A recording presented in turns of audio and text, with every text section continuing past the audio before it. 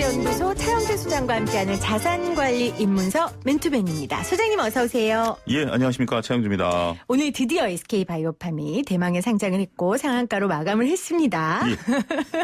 자, 왜 웃으세요? 네? 갖고 계세요? 안 갖고 있죠. 이거 어떻게 사요? 도저히 살 수가 없던데요. 뭐. 김혜민 아나운서 정도 되면 한 20억 집을넣어가지고 한 제가요? 100주 정도 받았어야 되는 거 아닌가요? 그 정도 있었으면 제가 이렇게 열심히 직장생활 안 하죠. 저는 그게 제 복이라고 생각합니다. 제가 돈이 없어서 열심히 이렇게 직장생활하는 게. 대다수의 이 방송 정치하시는 분들도 네. 뭐 대동소이 하실 겁니다. 근데 그럼요. 어찌됐든 조그만 자산이라도 도움이 될 수 있도록 저희들이 노력을 해보도록 네. 하겠습니다. 근데 예. 왜 이거 저는 돈만 있어서 내가 사겠다면 다 살 수 있는 줄 알았거든요. 예. 근데 이게 안 사지더라고요. 그렇습니다. 오늘 이제 사시려고 하셨던 분들도 계실 텐데 제가 조금 전에 들어올 때 보니까 호가 잔량이 2,100만 주가 쌓여 있더라고요.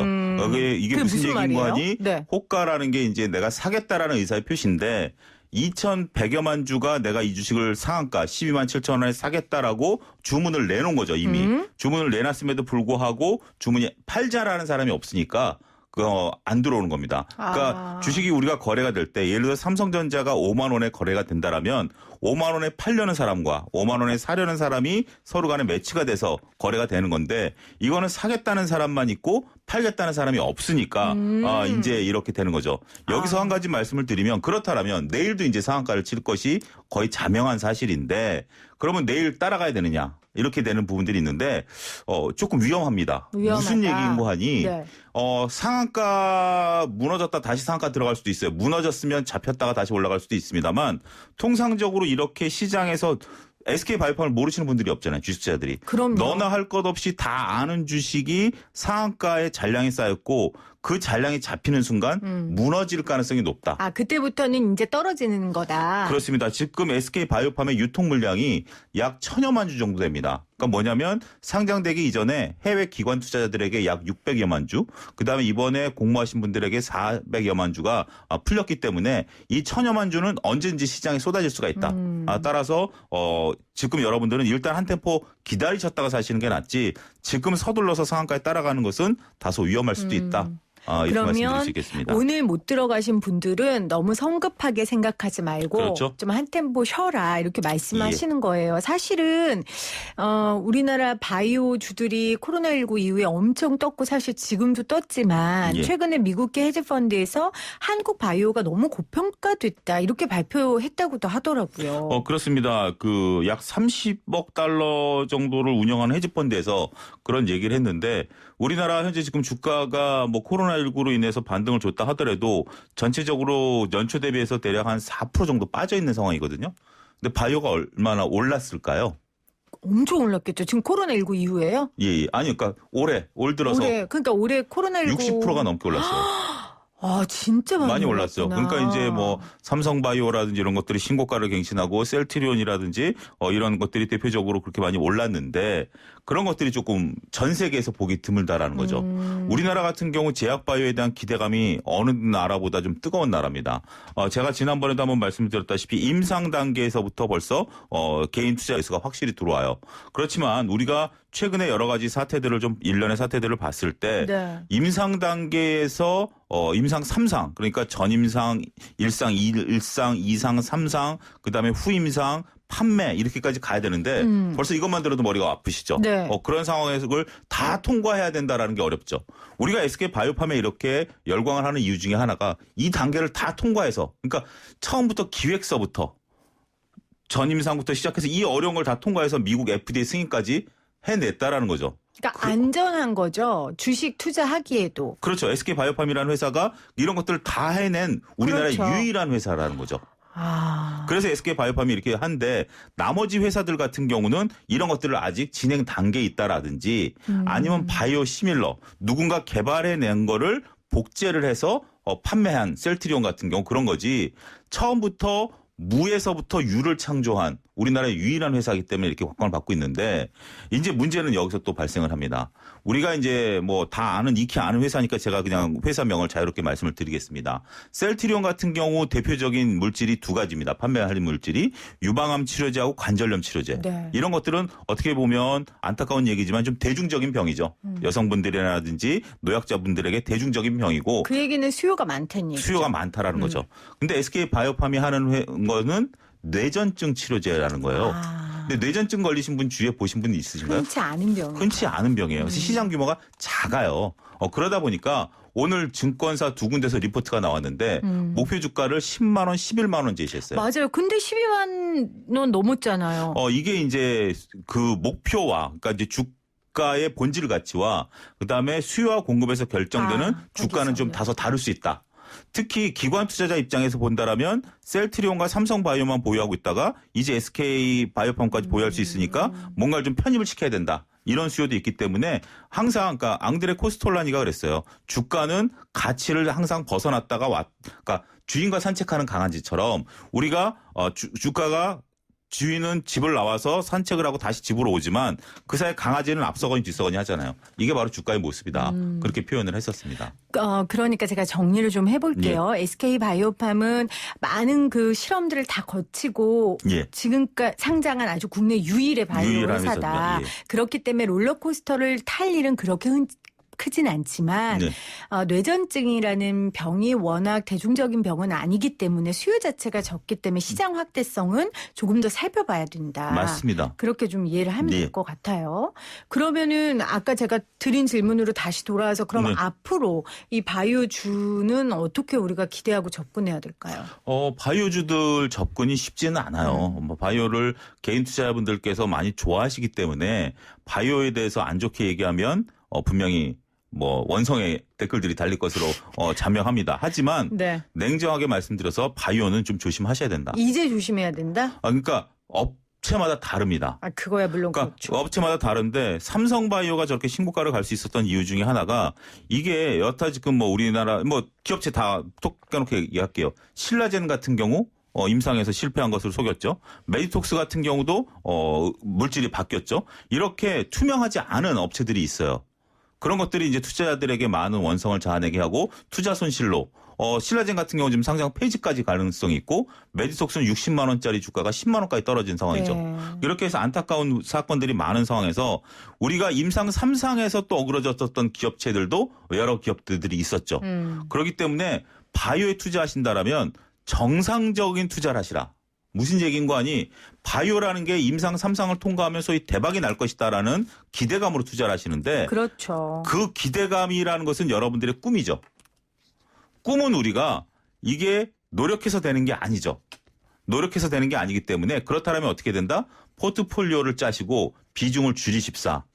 이게 정석 투자입니다. 여러분들이 1,000만 원을 투자하시면 100만 원이라든지 50만 원 정도를 투자하시는 게 맞습니다. 사실 바이오는 사람들이 테마주로 여기는 게 훨씬 큰데. 근데 사람들은 그게 아니고 뭐 아니면 도저 1,000만 원이면 1,000만 원 몰빵 찍어서 내가 이걸 1억을 만들겠다. 이렇게 생각하시는데 그렇게 된 바이오가 있으시면 저한테 메일을 보내주시면 제가 선물을 드릴까요? 근데 그런 게 없어요. 생생경제를 평생 들을 수 있는 청취권을 주세요. 드리겠습니다. 예. 아니 근데 제 주변에 바이오주로 돈 벌었다는 사람 많아요. 그거는 그런 거를 배합하시면 안 되고 정석적인 그러니까 저는 항상 말씀드리는 게 정상적인 수지죠. 그거는 운이죠.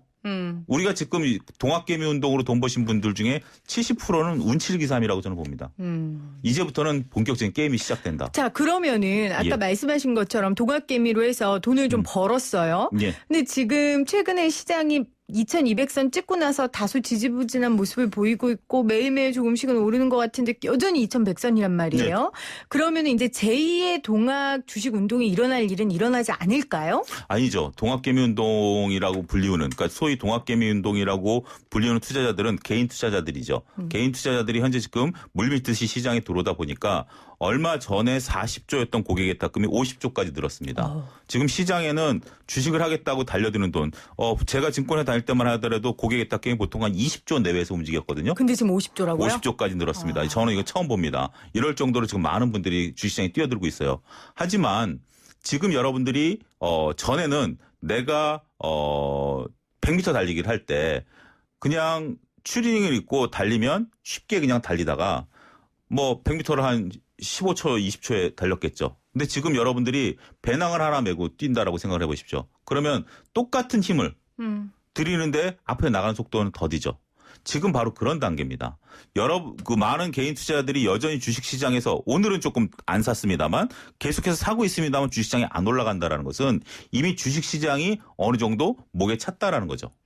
그리고 또 두 번째 이야기는 코로나19로 인해서 주식시장이 하락했다 올라올 때는 매도에 관한 물량을 신경 쓸 겨를이 없었어요. 그때는 다 물렸기 때문에 내가 원금을 기다린다라고 해서 팔지 않았죠. 근데 지금은 2100선에 샀다. 만약에 김혜민 아나운서가 2200선에 주식을 샀다. 근데 지금 한 5% 빠졌을 거 아닙니까? 그러면 이제 밤잠이 안 오는 거죠. 원금만 내면 내가 팔겠다. 그렇게 되면 2200선이 매물대가 됩니다. 지금 매물이 차곡차곡 쌓이고 있기 때문에 네. 이거를 뚫어주려면 50조보다 저는 돈이 더 들어와야 된다. 그렇기 때문에 지금부터는 앞서도 잠깐 운칠기삼이라는 말씀을 드렸는데 이거 굉장히 중요합니다. 굉장히 중요한 얘기인데 그전에는 행운이 솔직히 여러분들 실력이 아니고요.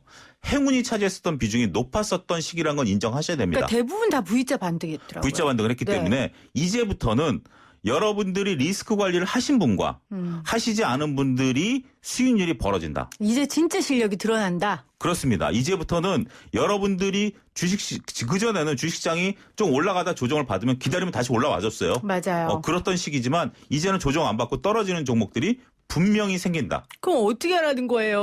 어떻게 관리하라고요? 손절매에 대한 계획을 세우셔야죠. 또 손절매예요? 손절매가 이 세상에서 제일 어려운 손절매? 어렵습니다.만 네. 그 손절매 못 하시겠다라면 주식 안 하시는 게 좋습니다. 그러면 아까 말씀하신 네. 것처럼 지금까지는 버티면 됐다. 그렇죠. 버티면 올라갔는데 이제는 안 된다라는 말씀하셔서 그 네. 기준이 어느 정도예요? 예를 들어 뭐 5%예요? 아니면 5%가 뭐 3일 연속 떨어지면이에요? 뭐 아까 60만 원짜리가 얼마 됐다? 메디톡스 10만 원 됐다 네. 그랬잖아요. 그럼 뭐 어디서 털고 나와야 돼요? 그 기준을 좀 알려주세요. 그 기준은 김혜민 아나운서와 차영주가 다릅니다. 다르겠죠. 김혜민 아나운서는 10% 이상 빠지는 거를 보고 있을 수 있어요? 그러니까 뭐 보든 안 보든 상관이 없지만 제가 볼 때 못 볼 것 같아요. 눈을 차라리 감아버리고 그다음부터 많은 분들이 행동하는 게 뭐냐면 야, 이 회사 망하는 거 아니야. 안 망하면 나 그냥 자식들한테 물려줄래 하고 잊어버리려고 애써 짐짓 잃어버리려고 밀어두죠. 그러고서 지금 여러분들의 계좌를 보면 다 마이너스 20% 30% 많게는 50% 60%까지 가는 거죠. 하지만 저 같은 경우는 뭐 한 20%까지는 견뎌낼 수 있어요. 근데 20%가 넘어가면 저는 팔아요. 그런 것처럼 여러분들이 견뎌낼 수 있는 만약 김혜연 아나운서가 3%가 넘으면 내가 심장이 벌렁거려서 잠이 안 온다. 그럼 3%에 팔으셔야 돼요. 아니 그러면 견딘다고 하셨는데 20%까지는 네. 얼마나 견딜 수 있어요, 수장님은? 한 달? 2달? 아니죠. 아니면 1년? 20% 만약에 오늘 샀는데 오늘 10% 빠지고 내일 10% 빠지면 팔죠. 아 그럼 빨리 빼고. 네. 그렇죠. 주식이라는 게 쭉 20%만은 아니니까. 여러분들 주식이 올라갈 확률은 몇 프로라고 생각하시죠? 제가 지난번에 한번 질문했는데 기억하시나요? 모르겠어요. 여러분들을 5대5라고 생각하시죠? 네. 올라갈 확률은 30%입니다. 그 30%에 그렇게 사람들이 왜냐하면 빠질 확률 30%, 횡보할 확률 30%. 횡보하면 수수료 기회비용 따지면 손해잖아요. 그렇죠. 여러분들은 30%의 목숨을 거는 건데 내가 30%를 맞춘다? 그거 누가 장담하죠? 여러분들 나는 제일 좀 뭐 허망한 얘기가 무조건 주식은 묻어두면 장기로 해서 올라간다라고 말씀하시는 분들도 계신데 그건 너무 무책임한 얘기 같아요. 노후에 쓰라고 막 그렇게 얘기하잖아요. 근데 여러분들 노후에 쓸 자금이 주식이 마이너스 지금 10% 20% 있는데 그 노후를 차라리 저축을 했으면 원금이라도 보장이 되지. 그거를 주식으로 해서 여러분들이 실력도 없는데 그걸 한다? 저는 그건 굉장히 무책임한 얘기라고 봐요. 네. 오늘 왜 이렇게 소장님한테 혼나는 것 같은 느낌적인 느낌이 제가 들죠? 얘기했던 얘기를 지금 반복하는데 김혜연 아나운서 기억을 못하는 것 같아서. 아니요. 기억하는데요. 예. 그만큼 손절하는 게 쉽지 않다라는 맞습니다. 거죠. 지금 6774님도 주식은 사는 것보다 파는 것이 힘듭니다라고 이야기를 해 주셨어요. 제가 오늘 여기 운전하고 오는데 제가 1차선에 있었고 2차선은 쫙 빠지는데 1차선이 안 빠지더라고요. 그래서 앞에 트럭이 한 대 있어서 그 트럭 기사분이 안 가시는 줄 알았더니 그 앞에 초보 운전자분이 계시더라고요.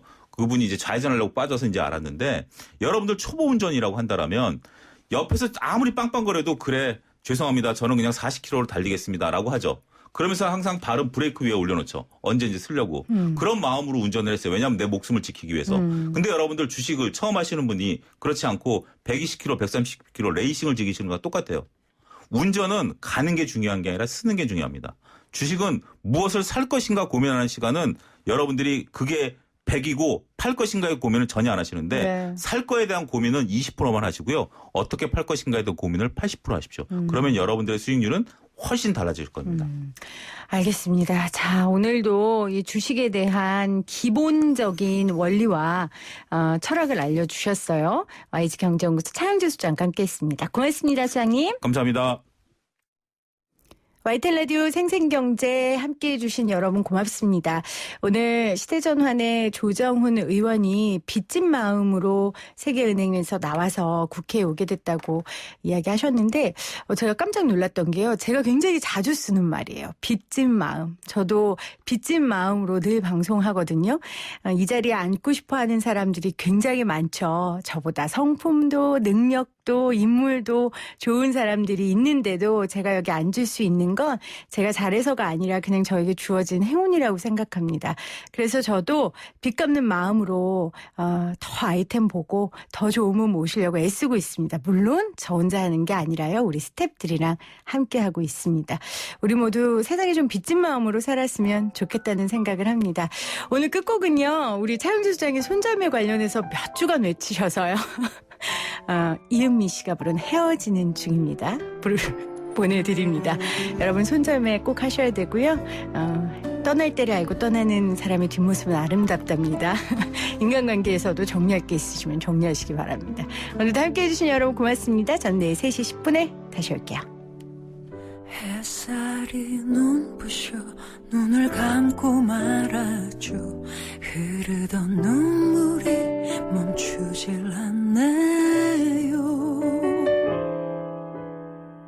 가까스로 일어나도 다시 휘청거려요.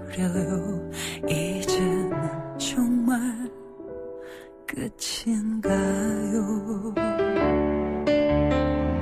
보란 듯이 살 거야. 나 약해지면 안 돼. 그 사람보다 더 행복해져야